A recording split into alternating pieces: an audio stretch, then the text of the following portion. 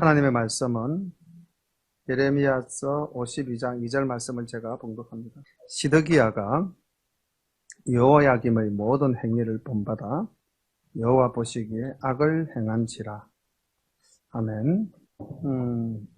이제 예레미야를 마지막 마무리 짓는 52장 말씀인데, 많은 성경사가들은 이 52장이 예레미야에 의해서 기록되었다기보다는 아침에 말씀드렸던 대로 예레미야의 말씀을 받아서 기록한 바룩에 의해서 기록되어졌다, 이렇게 이제 보고 있습니다. 사실은 이 예레미야서 52장 내용과 거의 같은 내용이 예레미야서 39장에 기록이 다 되어져 있습니다. 그런데 이미 39장에서 말씀되어진 내용을 왜 또 바룩으로 하여금 기록해서 52장에 첨언을 시켰을까? 그 이유를 다시 한 번 더 생각해 보면은 이 52장과 39장은 예루살렘이 바벨론에게 의해서 완전히 멸망당하는 장면입니다. 다시 말하면 하나님의 거룩한 성전이 파괴되어지고 하나님의 성전의 기물이 그 바벨론 군대에 의해서 이제 빼앗겨지는 그런 상태인데, 왜 이 내용을 두 번이나 이 예레미야서에서는 반복을 할 수 있을까요? 그 내용, 그 이유는 아마 이렇게 생각되어집니다. 떠올리기도 싫고 생각하기도 싫은 일이긴 하지만은 그러나 하나님께서 말씀하신 바는 반드시 이루신다.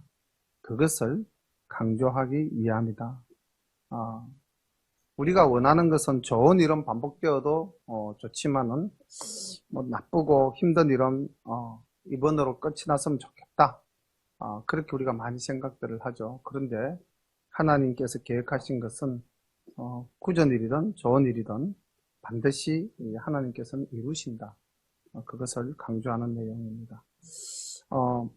이미 39장에서 한번 살펴봤기 때문에 본문 내용을 중심으로 말씀을 전가하도록 하겠습니다. 52장 1절부터 말씀을 봅니다. 시드기야가 위에 나아갈 때에 나이 21세라 예루살렘에서 11년을 치리하니라. 그 모친의 이름은 하무달이니 림나인 예레미야의 딸이더라.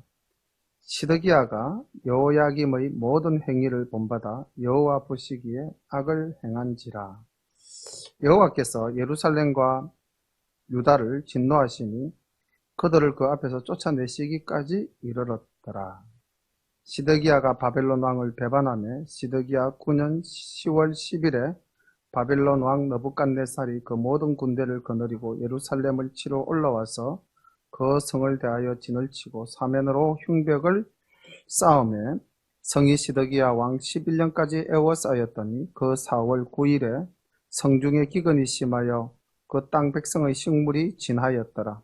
갈대아인이 그 성읍을 에워쌌더니 성벽을 깨뜨리며 모든 군사가 밤중에 두 성벽 사이 왕의 동산 견문길로 도망하여 아라바 길로 가더니 갈대아인의 군대가 시드기야 왕을 쫓아가서 여리고 평지에서 미치며 왕의 모든 군대가 그를 떠나 흩어진지라.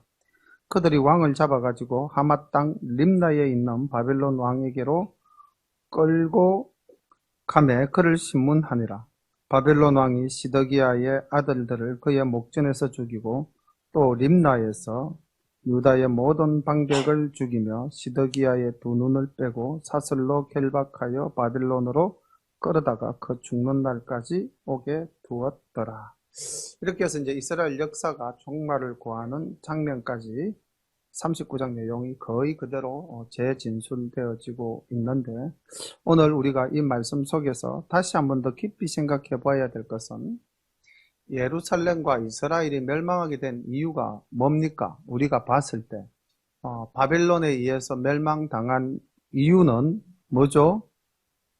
3절 후반부에 보이는 시드기야가 바벨론 왕을 배반함에 그리하여서 시드기야 9년 10월에 바벨론 왕 느부갓네살의 군대를 이끌고 예루살렘으로 왔더라. 이렇게 본다면은 역사의 모든 인과관계가 우리 눈에 보이는 이 세상에서 이루어지는 것으로 생각할 수가 있죠. 또 많은 사람들은, 사실 믿지 않는 사람들은 그렇게 다들 생각합니다. 오늘 성경의 내용도 분명히 그러한 면을 강조한 부분이 있습니다. 그런데 조금 더 자세히 성경을 들여다보면 왜 이스라엘이 이렇게 멸망할 수밖에 없었던가? 3절에 보니까 여호와께서 예루살렘과 유다를 진노하시니 그들을 그 앞에서 쫓아내시기까지 이르렀더라. 이게 이제 하나님께서 이스라엘을 심판하시겠다고 하신 부분이죠. 그런데 왜 그럼 하나님께서 이렇게 예루살렘과 유다를 향해서 진노하시고 그들을 쫓아내시기까지 하셨던가? 그 이유가 뭡니까? 2절에 보니까 시드기야가 악을 행하여 여호야김의 모든 행위를 본받아서 여호와 보시기에 악을 행한지라. 그러니까 자, 우리가 여기서 꼭 기억해야 될 것, 우리 삶 속에 일어나는 여러 가지 사건들, 이 모든 일은 이 땅에서의 인과관계에 의해서 이루어진 것이다, 아니면 하나님과 우리와의 관계 속에서 시작되어진 것이다. 어떻게 봐야 되겠습니까? 오늘 여기 이 본문 말씀을 바탕으로 본다면은 우리는 분명히 기억해야 할 것은 내 삶의 여러 가지 이 모습들이 나타날 때에 우리는 그것을 자꾸 세상적으로 판단하려고 하는 경향이 강합니다. 자본이 딸리니까 내가 일을 못하지. 또는 내가 힘이 없으니까 이 일을 못하지. 내가 지식이 짧으니까 이 일을 못하지. 모든 것을 이렇게 인본주의적 사고로 우리가 원인과 결과를 맺어 나가는데, 실상은 그렇게 해서 이루어지는 일이 있지만 좀 더 궁극적으로 그 모든 일의 원인을 찾아보면은 뭡니까? 하나님과 나와의 관계가 반듯하지 못했기 때문입니다. 그래서 우리는 이 사실을 인정할 때 하나님과 나와의 관계에 의해서 내 삶의 모든 문제들이 해결되어지기도 하고 내 삶의 문제가 만들어지기도 한다라고 우리가 신앙 고백할 수 있다면은 우리는 오늘 이 예레미야서가 말씀하시는 진리를 깨달을 수가 있게 되는 것입니다. 52장이 아까 말씀드렸다시피 39장과 내용이 동일한데도 반복되어진 이유는, 똑같은 내용을 두 번 이야기하는 이유는 뭐겠습니까? 강조겠죠. 그래서 우리 열린 가족 여러분들, 눈에 보이는 것이 모든 것이 아니다라는 사실을 항상 생각하시면서 하나님과 나와의 이 눈에 보이지 않는 믿음의 관계를 항시 생각하시는 그런 우리 열린 가족 다 되시기를 소망합니다. 또 하나는 이 내용을 준비하면서 사사기의 내용이 참 많이 머릿속에 떠올랐습니다. 사사기 시대를 대표하는 표현이 뭐죠? 그때에 세상에 왕이 없으므로 사람들이 다 자기의 소견대로 행하였더라. 이게 이제 사사기 전체를 흐르는 그 시대적 모습이죠. 누가 주인공이 되었습니까? 사람이 주인공이 되었습니까? 하나님이 주인공이 되었습니까? 네, 사사기 시대는 사람이 주인공이 되어서 모든 역사를 이끌어 가려고 했던 시대라는 것이죠. 오늘 여기 여로보암도, 시드기야도 어떻게 그 삶을, 왕위를 이끌어 나갔냐면은 여호야김의 모든 행위를 본받아서 여호와 보시기에 악을 행한지라. 우리가 성경 열왕기서를 잘 읽어보면은 왕의 길이 두 가지 길이 있습니다. 하나는 누구의 길입니까? 다윗의 길이 있습니다. 또 하나는 누구의 길입니까?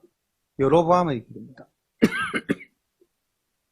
여로보암은 하나님을 떠나 자기가 북이스라엘을 세웠기 때문에 하나님에 대한 예배도 자기 마음대로 만들었고 제사장도 자기 마음대로 세웠고 성전도 자기 마음대로 단과 베델에 만들어서 거기다가 또 하나님이 그토록 싫어하는 신상을 만들어서 예배하게 했습니다. 예루살렘으로 가서 예배 드리지 못하도록 하기 위해서. 그래서 아칸 왕의 가장 대표적인 상징적인 인물이 여로보암이 되고 말았습니다. 그런데 하나님께서 언약을 맺으시고 너를 끝까지 지키고 너의 후손이 끝까지 왕위를 이어갈 수 있도록 하시겠다라고 말씀하신 다윗은 여러 가지 인간적인 결점이 있었지만은 그는 철저히 하나님 중심이었던 사람입니다. 나를 내세운 적이 별로 없었죠. 선지자가 책망하면 그 자리에서 바로 왕의 직위를 내어놓고 죄인의 모습으로 바로 고백하는 그런 모습들을 보였습니다. 오늘 우리가 이 시대를 살아가면서 또 하나 생각해 봐야 될 부분은 바로 이 시드기야가 갔던 길을 보면서 나는 누구의 길을 갈 것인가? 나도 시드기야와 같이 악한 왕 여호야김의 행위를 본받을 것인가? 그 여호야김은 어떻게 살았는지 열왕기하서 23장 37절에 보니까 여호야김이 그의 조상들이 행한 모든 일을 따라서 여호와 보시기에 악을 행하였더라. 그러니까 시드기야가 여호야김을 본받았다 했는데 여호야김은 하나님 보시기에 악한 사람이었습니다. 우리가 살아가면서 많은 사람을 만나지 않습니까? 근데 우리는 어떤 사람을 모델링으로 삼아야 될까요? 어떤 사람을 본보기로 삼아야 될까요? 이왕이면 우리가 오늘 이 말씀을 생각한다면은 우리는 하나님 중심으로 살아가는 사람들을 본받고 그 모습을 따라 살려고 노력해야 될 줄로 믿습니다. 많은 사람들은 자기 생각대로 살려고 많이 애쓰죠. 그리고 자기가 생각하는 것이 옳다 그러고 모든 판단의 기준이 하나님이 아니라 내가 되는 경우가 참 많습니다. 근데 오늘 그 길을 갔던 시드기야가 얼마나 비참하게 그 최후를 맞이하는지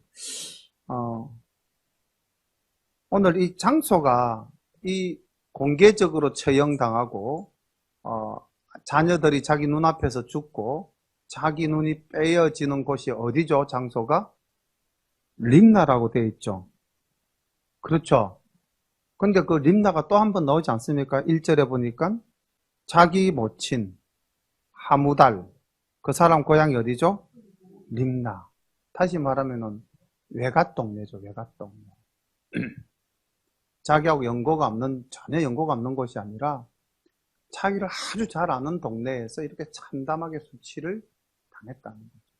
하나님 말씀에 따르지 않고 자기 길을 가는 자들이 당하게 되는 마지막 모습들을 다시 한 번 더 점거했습니다. 12절부터 이제 바벨론에 의해서 예루살렘이 어떻게 철저히 파괴되어져 가고 성전 기구들이 어떻게 탈취되어져 갔는가 다시 한 번 더 언급하고 있습니다.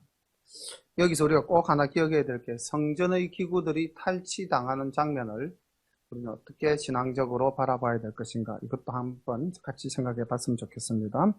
바벨론 왕 느부갓네살의 19년 5월 10일에 바벨론 왕의 어전 시위대 장관 느부사라단이 예루살렘에 이르러 여호와의 전과 왕궁을 불사르고 예루살렘의 모든 집을 귀인의 집까지 불살랐으며 시위대 장관을 쫓는 갈대아인의 온 군대가 예루살렘 사면 성벽을 헐었으며 시위대 장관 느부사라단의 백성 중에 비난한 자와 성중에 남아있는 백성과 바벨론 왕에게 항복한 자와 무리의 남은 자를 사로잡아 옮겨가고 빈천한 국민을 남겨두어 포도원을 다스리는 자와 농부가 되게 하였더라.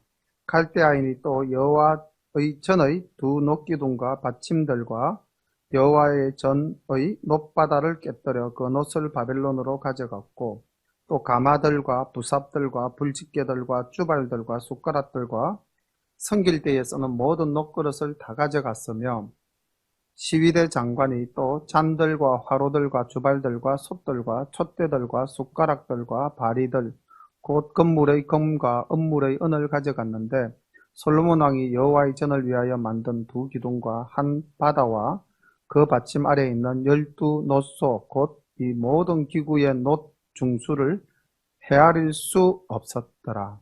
그 기둥은 한 기둥의 고가 18규빗이요 그 주위는 12규빗이며 그 속이 비었고 그 두께는 사지노이며 기둥 위에 놋머리가 있어 그 고가 5규빗이요 머리 사면으로 돌아가며 꾸민 그물과 석류가 다 놋이며 또 다른 기둥에도 이런 모든 것과 석류가 있었으며 그 사면에 있는 석류는 96이요.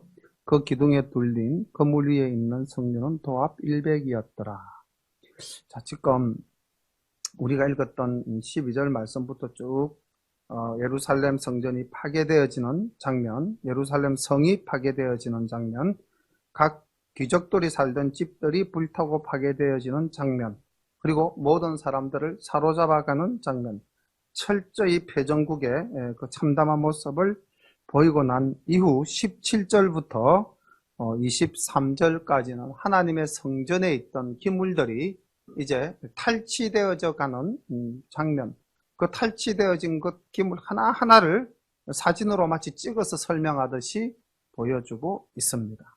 자, 이 성전의 기물들이 이 이방인의 손에 의해서 하나님의 거룩한 성물이 아니라 보니까 마치 그냥 이 땅에 가치 있는 금속, 가치 있는 어떤 폐물, 이런 식으로 지금 해석되어져서 그들이 가져가는 모습을 볼 수가 있죠. 자, 이것은 어떻게 우리가 신앙적으로, 영적으로 바라봐야 될 것인가? 우리 몸이 하나님의 거룩한 성전이다. 이제 우리가 그렇게 이야기를 하지 않습니까? 그럼 이제 우리가 가지고 있는 뭐 생각, 또 우리가 가지고 있는 건강, 우리가 가지고 있는 그 모든 거, 물질, 다 이것도 사실은 이제 조금 더 넓게 확장 해석을 해본다면은 우리가 하나님을 섬기기 위해서 갖추어야 될 여러 가지 요소들이죠. 근데 우리가 이것이 하나씩 잃는다고 한 가정을 해보십시오. 내가 건강을 잃었다. 내가 재물을 잃었다. 뭐 이렇게 내가 정말 갖추고 있는 이것들이 하나씩 악한 영에 의해서 탈취를 당한다면은 그거는 곧 어떤 무엇을 의미하는 것인가? 이렇게 이제 한번 생각을 해보자고요. 그렇다면은 이걸 조금 더 정확하게 이해를 하기 위해서는 우리가 에스겔서 10장 18절, 에스겔서 10장 18절, 바로 뒷 이야기가 에가담에 나오는 게 에스겔이죠. 에스겔서 10장 18절을 보면은 에스겔이 본 한 장면이 나옵니다. 마음이 참 아픈 장면이죠. 우리 10장 18절 한번 같이 읽어볼까요? 에스겔서 10장 18절. 우리에게는 결코 이런 일이 일어나서는 안 될 줄 믿습니다. 시작. 여호와의 영광이 성전 문지방을 떠나서 그룹들 위에 머무르니. 무슨 이야기입니까? 이게 무슨 이야기죠? 물론 하나님이 내가 이 땅의 집에 거처할 곳이 없어서 너희 전에 거하겠느냐 하셨지만은 사실은 하나님께서는 예루살렘 성전에서 예루살렘 백성들이 하나님께 드리는 제사를 받으셨던 분이십니다. 그런데 이제 하나님의 영이, 그 거룩한 성령이 예루살렘 성전에서 떠나가는 장면입니다. 혹시 우리에게서 아까 찬양 인도할 때에 그런 고백, 우리 입술로 계속 고백을 하다 보면 우리의 마음이 뜨거워져서 성령님이 우리 속에 내주하심을 우리가 때로는 고백할 수 있게 됩니다. 그래서 우리가 이런 찬양으로 주님과 함께함을 고백합시다. 이제 이렇게 우리가 찬양 드리지 않았습니까? 성령이 오셨네, 그 찬양 드리면서. 그런데 성령이 오신 게 아니라 성령이 떠나가셨다. 혹시 지금 내 속에 성령님이 계신다. 나는 성령님이 나를 떠나신 적이 단 한 번도 없다. 우리 혹 그렇게 고백하실 수 있습니까? 하나님의 성전을 채웠던 그 기물들이 이렇게 바벨론에 의해서 탈취되어지고 깨떨어지고 파손되어지고 상하여졌을 때에 하나님이 마음 아파하셨을 거고, 그러고 마침내 하나님께서는 그 성전을 떠나가십니다. 물론 정말 그 앞장면을 보면은 또 말도 못할 장면들이 나옵니다. 에스겔서 8장을 보면은 그 예루살렘 성전에 하나님이 계시면서 얼마나 마음 아프시고 힘드셨을까. 정말 신앙적인 마음으로 읽으면 눈물이 흐를 수밖에 없습니다. 에스겔이 하나님의 인도하심을 따라서 그 거발강가에서 이끌림을 받아서 예루살렘 성전을 봅니다. 그런데 그 성전 안에는 뭐가 있습니까? 온갖 신상들이 다 있습니다. 온갖 우상들이 다 있고, 거기서 온갖 이방신을 섬기는 모든 행위들이 다 나타나 보입니다.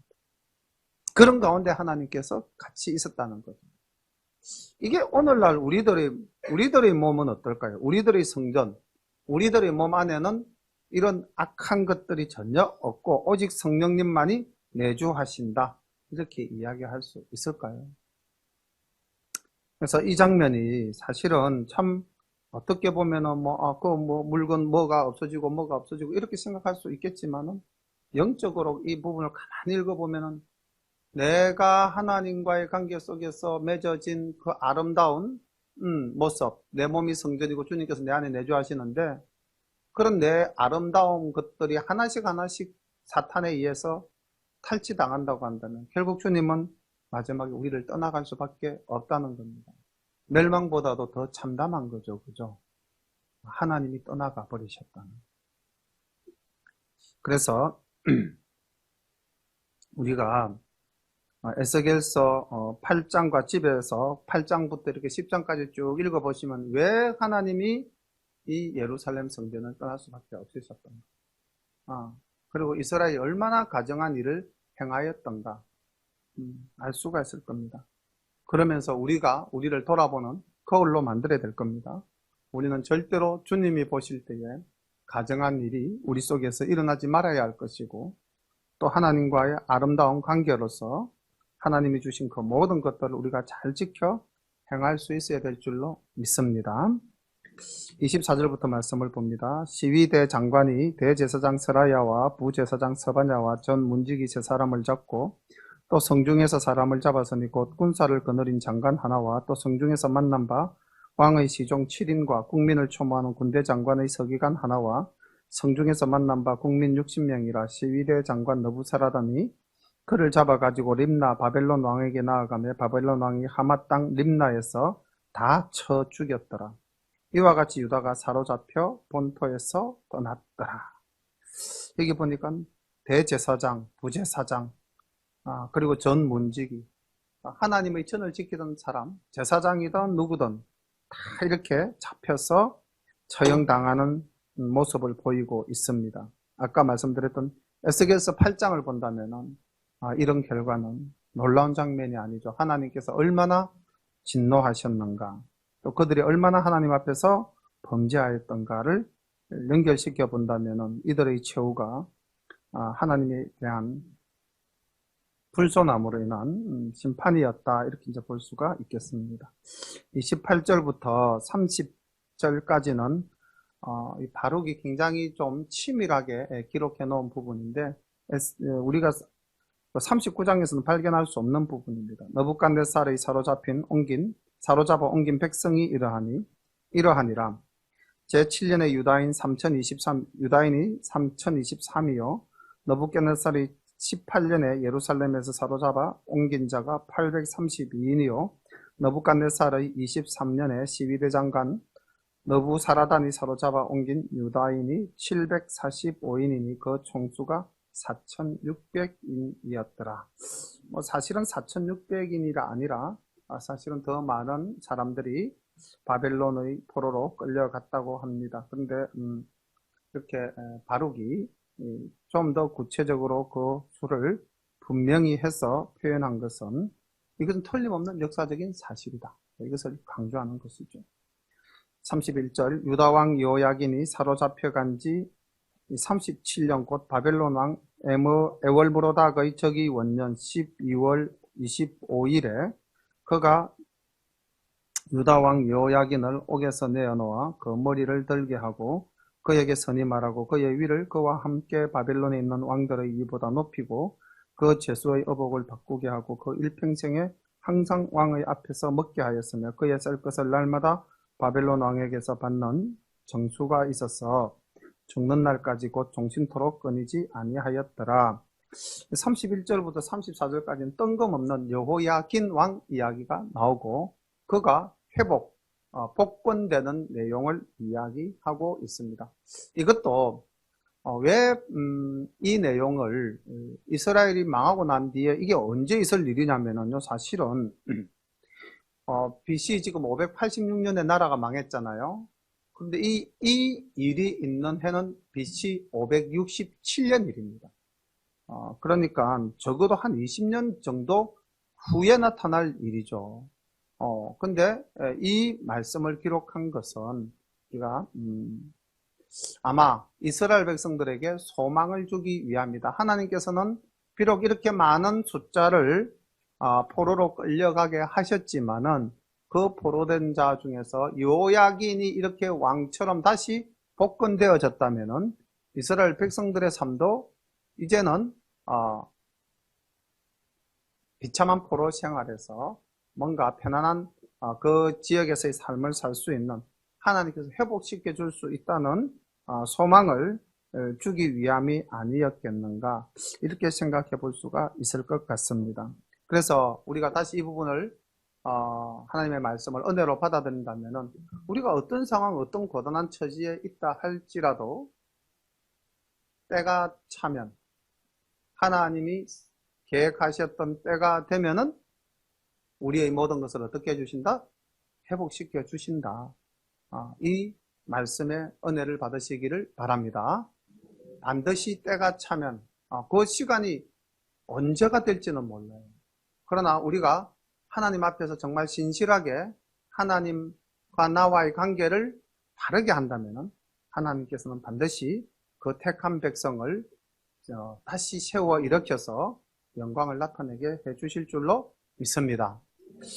굉장히 긴 내용이었어요. 사실은 이 예레미야서가 52장, 장수로는 시편보다도 적고 이사야서보다도 장수가 적지만은 그 분량상으로는 성경 중에서 가장 긴 내용이었습니다. 그 긴 내용도 참 우리가 볼 때마다 가슴이 아픈 그런 장면들이었죠. 예레미야가 고난당하는 장면, 선지자가 말씀을 전거해도 전혀 사람들이 받아들이지 않는 그런 답답한 현실, 또 그리고 그가 외쳐야 되는 내용들이 또 다른 내용보다도 더 참담한 내용들이었잖아요. 그렇지만은 하나님께서는 이 예레미야를 통해서 심판만 말씀하신 것이 아니라 무엇을 말씀해 주셨다? 소망을 말씀해 주셨다. 하나님께서는 70년 후에 이 백성이 다시 회복될 것이다 라는 언약의 말씀을 주셨고, 우리가 다니엘서 9장에서 보면은 다니엘이 그 비밀을 깨달았다는 거죠. 누구가 쓴 책을 보고? 예레미야가 쓴 책을 보고 그 70년에 얽힌 이야기를 이제 깨닫게 되고, 그때 고레스가 이스라엘 백성들을 귀환시켜라는 명령을 내리게 된 놀라운 장면도 보게 됩니다. 하나님의 말씀은 분명하게 이루어진다. 그것을 우리가 예레미야를 이제 마무리하면서 예레미야 시대의 그 이스라엘의 상황이 예레미야 때 그 이스라엘이 범죄한 그 일들이 나와는 전혀 관계가 없다, 우리가 이렇게 생각하기가 쉬운데 사실은 어떻습니까? 오늘날 우리가 살아가는 삶의 모습도 비슷하지 않을까요? 내가 하나님 앞에 정말 모든 것이 하나님의 은혜 가운데 정말 온전한 신앙생활을 하고 있다, 우리가 다 이렇게 이야기할 수 있겠습니까? 예루살렘이, 유다가, 이스라엘 백성이 하나님의 말씀을 거역한 것처럼 우리도 늘 하나님의 말씀대로 살지 않고 내 뜻대로 살려고 거역하는 경우가 많지 않은가. 그래서 오늘 우리는 이 말씀들을 통해서 내 삶 속에도 그런 모습이 있다라는 것을 고백하고, 또 그렇지만 우리는 하나님이 우리를 사랑하시고 아끼시고 끝까지 돌아보신다는 그 하나님의 크신 사랑에 감사하면서 하나님과 우리와의 관계가 더욱더 하나님의 거룩하신 성품을 닮아서 우리도 거룩해지는 그런 열린 가족 모두가 되시기를 간절히 축원합니다. 기도드리겠습니다. 하나님, 우리 아버지, 예레미야서를 통해서 하나님의 변함없는 사랑, 우리에게 새 언약을 주시기까지 하나님 우리를 위하시고 우리를 아끼시고 끝까지 지키시는 그 놀라우신 하나님의 사랑도 알게 되었고, 또 하나님 아버지, 예레미야서를 통해서 선지자의 고난과 말씀이 통하지 않는 세상, 아버지, 그런 시대도 봤습니다. 하나님, 이 시대도 또한 하나님의 말씀이 온전히 증거되지 못하고 여러 가지 이단 사설들이 들끓는 이러한 시대에 우리가 하나님과의 온전한 관계를 통해서 말씀 위에 굳게 설 수 있도록 주님 지켜보호하여 주옵소서. 또한 하나님, 우리와 하나님과의 관계가 정말 온전하여서 하나님의 거룩한 영이 아버지 하나님 예루살렘 성전 문지방을 떠난 그런 아픈 역사가 우리의 삶 속에서는 나타나지 않도록 항상 성령님 내 안에 계시고 성령님 사모하며 성령님과 동행하는 우리 모든 열림 식구들 다 될 수 있도록 주님 붙들어 인도하여 주옵소서. 주께서 놀라운 은혜로 오늘도 함께해 주심에 감사드리옵고 예수님 이름 받들어 기도드리옵나이다. 아멘.